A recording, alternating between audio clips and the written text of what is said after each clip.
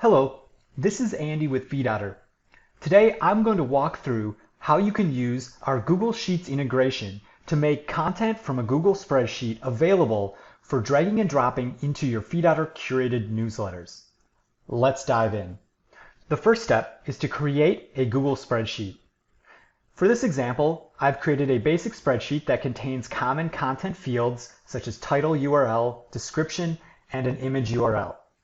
I also have added two custom fields that we'll cover later on.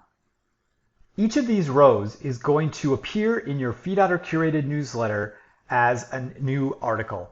Once the spreadsheet is created, you'll want to select the ID, this long string on the URL bar that identifies your spreadsheet. Also, if your spreadsheet has multiple tabs, take note of which tab and the tab name. Next, navigate to FeedOtter's settings area and the content sources area. If this is the first time through, you should click New Content Source to create a new Google Sheet content source. You'll see the option from the drop-down. You'll be prompted to give your spreadsheet a name that is recognizable inside FeedOtter and also enter in that spreadsheet ID that you copied moments ago. Click the Lookup button. Choose the worksheet, Sheet 1 in our case, and then map up the common columns from your spreadsheet to the required fields for FeedOtter. You need to map up at the very minimum the URL and title of an article to use this feature. Once you've mapped up your Google spreadsheet and connected it to your FeedOtter account, you can return to the Curated Newsletters section. Go ahead and create a new issue or edit an existing issue of a newsletter that you already have. Here, I've already added some of my sample content, so I'm going to click and remove those articles. Just like you would add content to any newsletter in FeedOtter, click the Add Content button. You'll notice that there is now a new available content source named for the Google Sheet that you just added. I named mine Sample Google Sheet. You will see the articles that are listed in your spreadsheet appearing and available for selection for you to add to your newsletter. As always, you can drag and drop these articles to reorder them, and you can also edit the individual content. It's important to note that once you drag or add the items to the newsletter, they are detached from your spreadsheet. This means that any edits that you do will not be reflected in your spreadsheet. If you want to start over and remove all the edits that you've made inside FeedOtter, you would delete your post and re-add the content. This will refresh it from the data in the Google spreadsheet.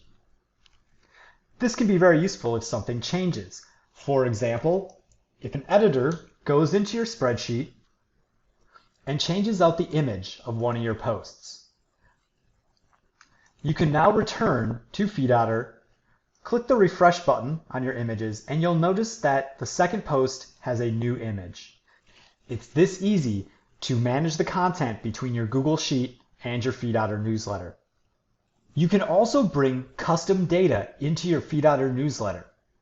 While this data cannot be edited in the FeedOtter interface, it does allow you to bring in any kind of text, images, or URLs that can be displayed anywhere in your email newsletter template.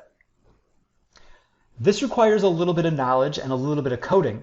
Take note of the exact name of your custom field column in your Google Doc. Custom 1 and Custom 2. Case matters. Let's return to our sample newsletter.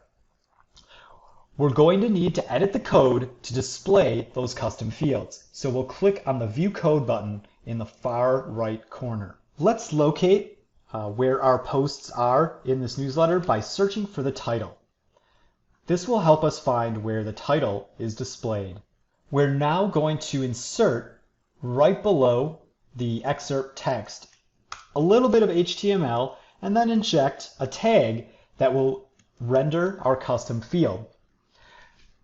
In FeedOtter, custom data, whether it comes from your RSS feeds or from a content source, is displayed using the post as array and then the name of your custom field. This way, we can be very flexible and allow any data to be pushed into your newsletter from the outside sources you add. If you wanted to display custom 2, you would simply change custom 1 to custom 2.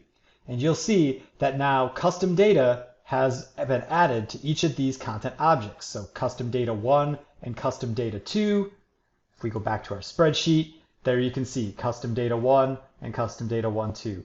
In the same way, we could add a second paragraph to display the other custom data field below.